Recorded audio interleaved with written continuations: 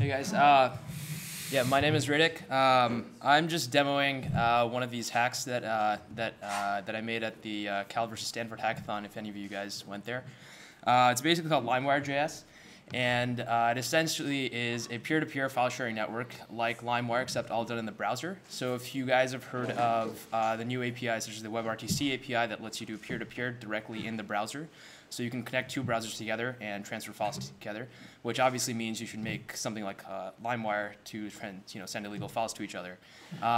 So they have a thing called DataChannel API, which lets you send data, raw data to clients, and basically used Meteor.js as the web app itself with WebRTC, which is nice because you can have downloads and uploads running in the background while the single page app is switching around in pages.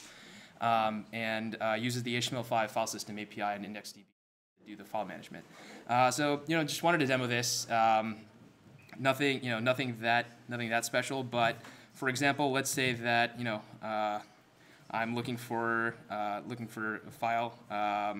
Let's say on this end I upload something.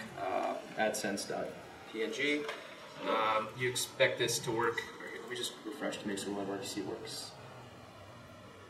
You expect this to work, as, like everything's reactive, like pretty standard media stuff. And if you download it, basically these are two different clients that you see side by side, and the file gets transferred peer-to-peer from one end to the other, and transfers are fast because it's peer-to-peer. So nothing that special, just a quick demo of LiMEWiRE.JS. One thing that is pretty cool that I'm currently writing a post about is a file structure for Meteor. So a lot of the problems with Meteor is that people say it's really good for hacks, and it's really difficult to figure out a good structure of structuring your app if you want to make a large app in multiple pages. So I spent some time doing that, and for example, in Rails, if you're trying to make a large scale app, it's pretty easy. Like there's a deterministic binary search tree you can go through and say like this, if I need to add this feature, these are the things I need to put here and in this folder and this controller and whatnot. So similarly, that's one thing I spent time doing. I guess I'll publish that maybe at the next meetup, present that or something to help people make larger apps with more folders, more structure, and everything else. Yeah, pretty simple. Any questions? Yeah. Sorry? Did you say you were doing multiple pages? Yeah, it just uses multiple pages. There's I think a plugin for that. I don't remember what it's called, but it lets you do multiple pages without refreshing the app itself. Yeah. Is each page treated like its own one-page app? Router, Meteor Router, that's the one. Yes, it just is tempo switching, so it doesn't refresh the page instead. Yeah, question in the back.